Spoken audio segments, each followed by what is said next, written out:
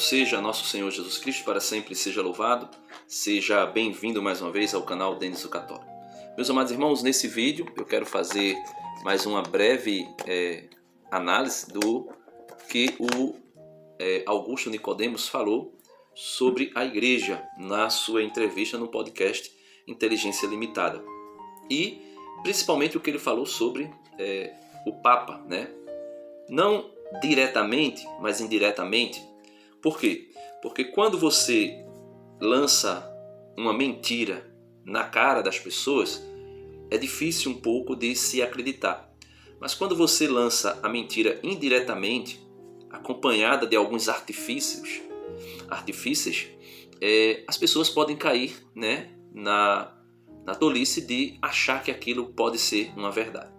Então, eu peguei uma parte do vídeo para a gente analisar, um vídeo que vai falar sobre o milênio, sobre o anticristo, sobre a vinda de Cristo, sobre os sinais dos fins dos tempos, sobre o número da besta, e tudo isso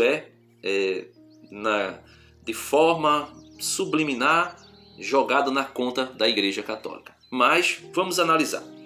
Eu vou começar com a interpretação do livro do Apocalipse.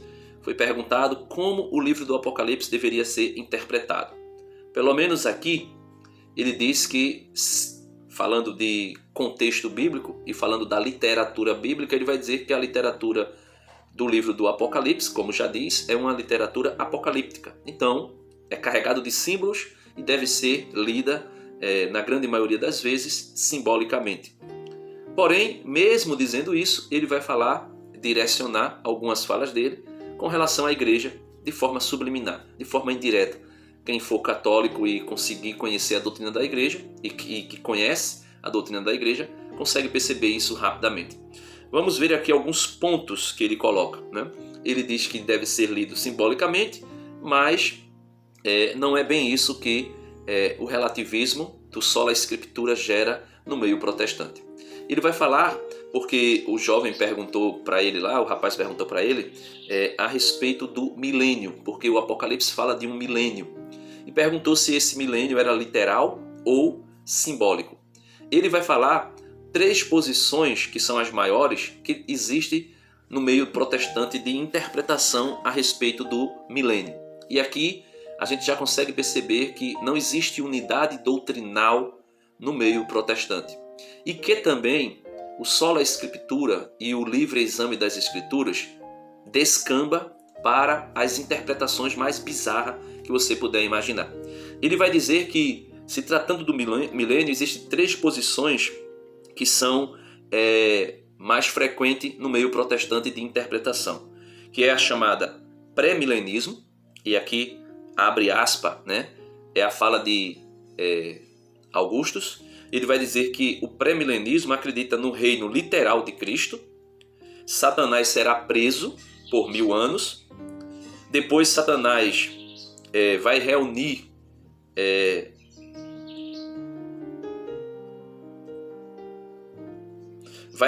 as nações pagãs para lutar contra Cristo, que reina e vai reinar ali em Jerusalém, né? Principalmente a sede do reino será em Jerusalém. E esse pré-milenismo, ele acredita que a última vinda de Cristo, a parousia de Cristo, vai acontecer em 2 fases. A primeira é que Cristo vai vir secretamente e vai arrebatar a igreja, certo? Vai ter o chamado rapto.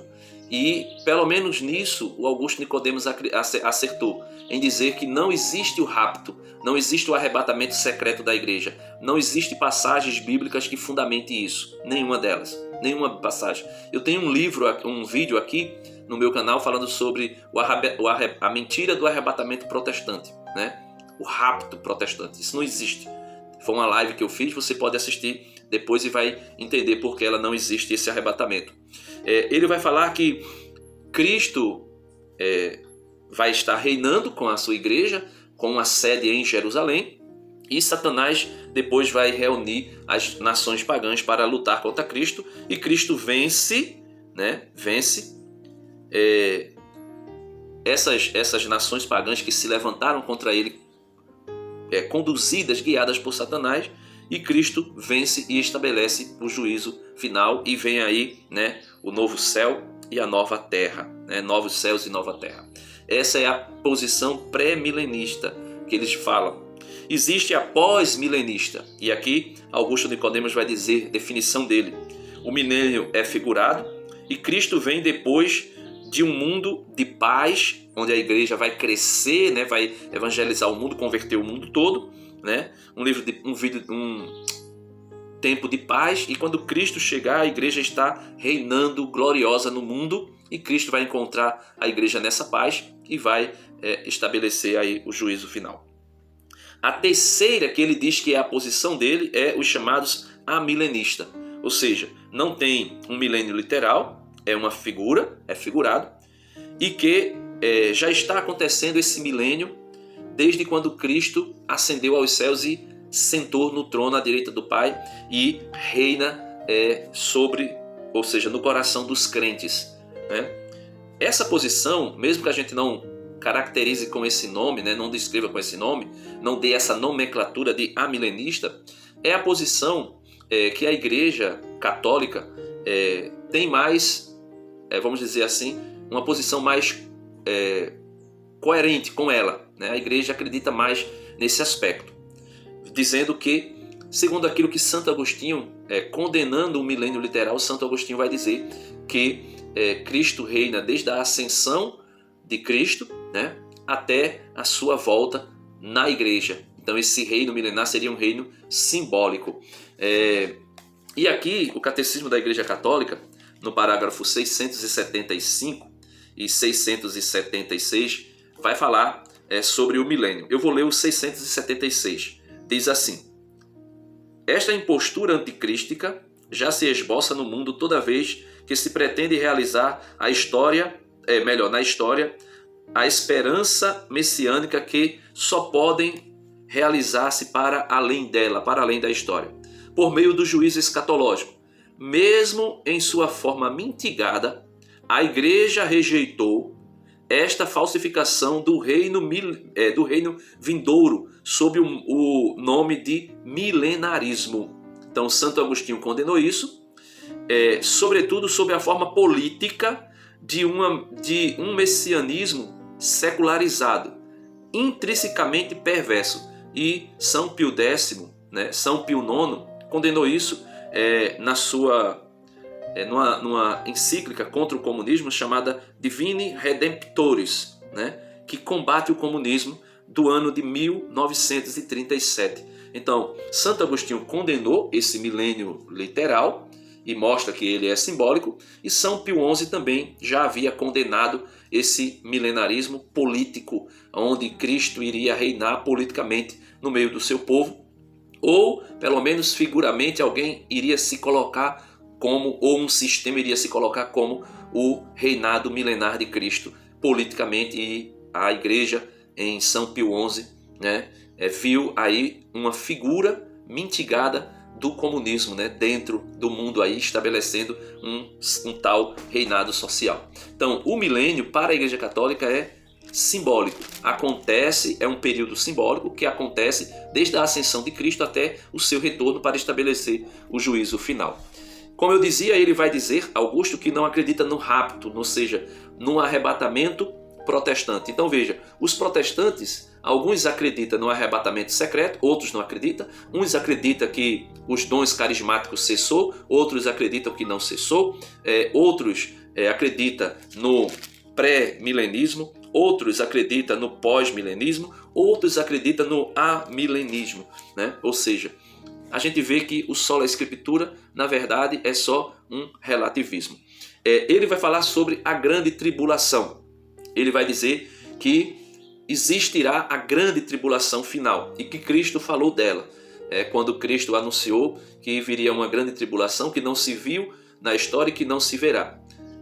Algumas pessoas na Igreja Católica vai dizer que a grande tribulação já aconteceu, que foi aquela tribulação nos primeiros séculos da Igreja, quando São João escrevia também o Apocalipse, e ali os imperadores lutavam contra os cristãos. Só que o Catecismo da Igreja Católica ele é muito claro, mesmo que algumas pessoas que são católicas não queiram enxergar, mas ele é muito claro. Ele vai falar que no parágrafo 675, ele vai falar da aprovação derradeira da igreja. Se é aprovação derradeira, é a última aprovação da igreja.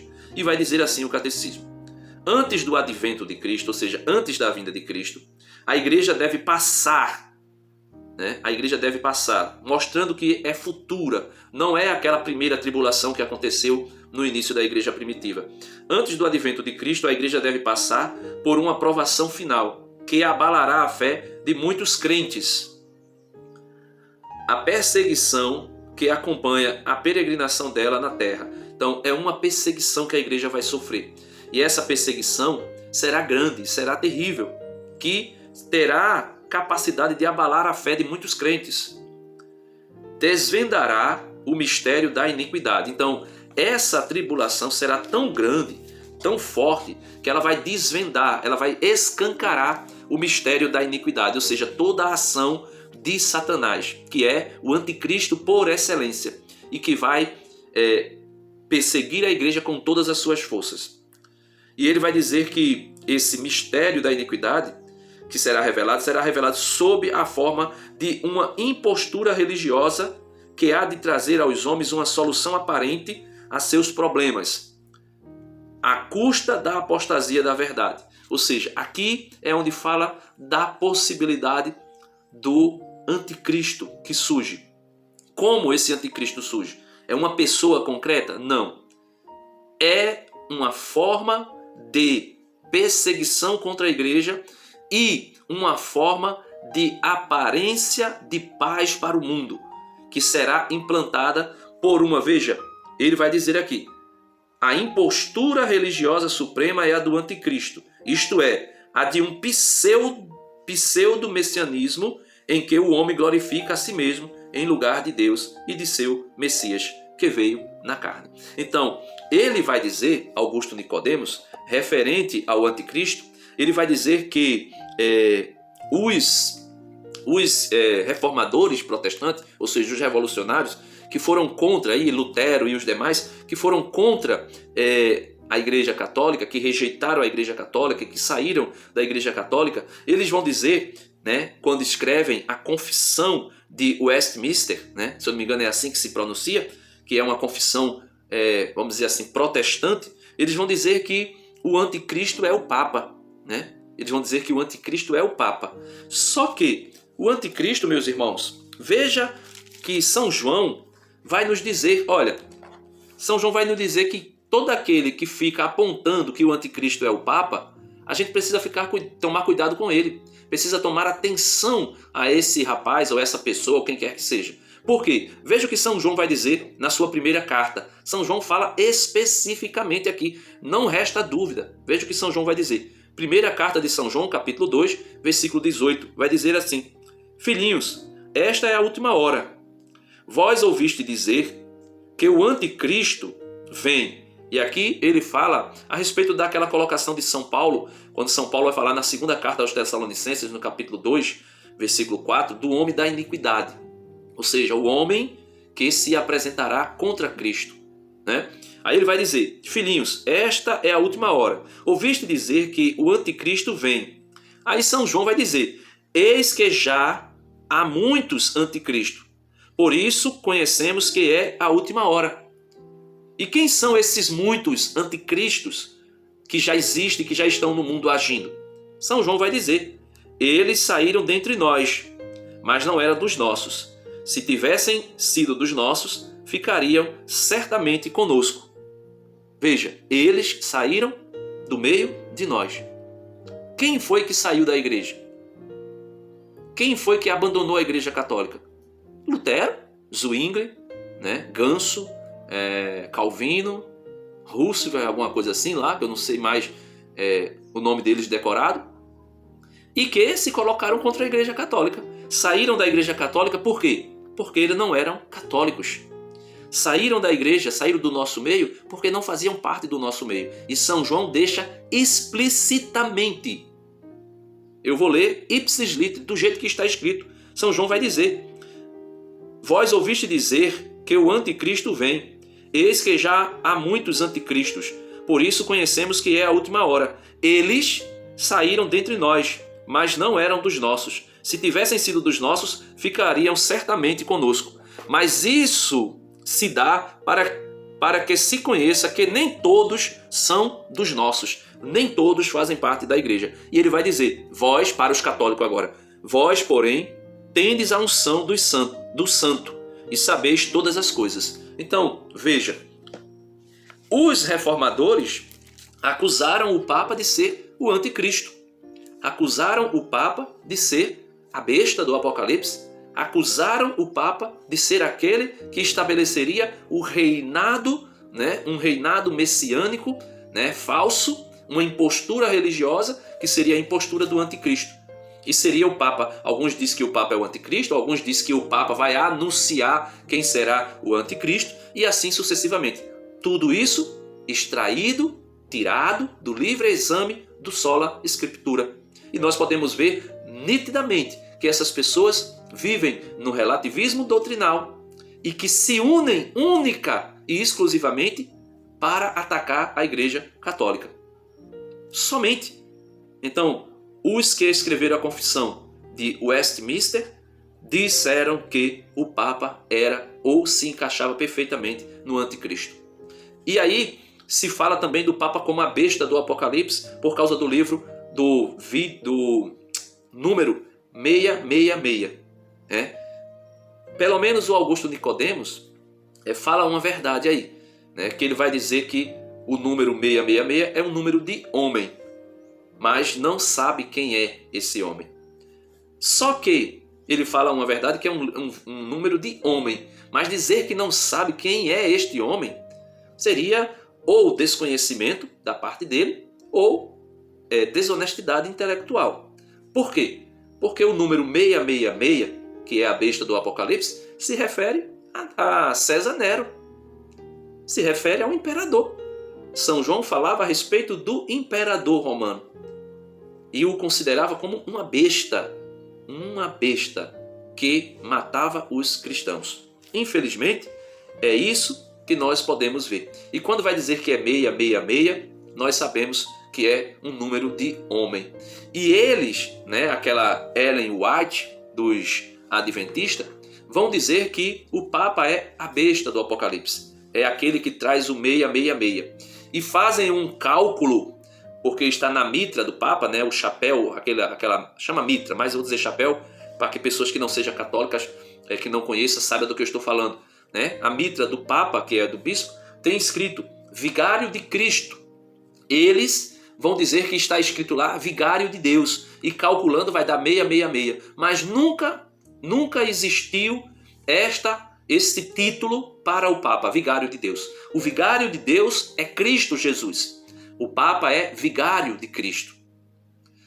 É aquele que faz as vezes de Cristo.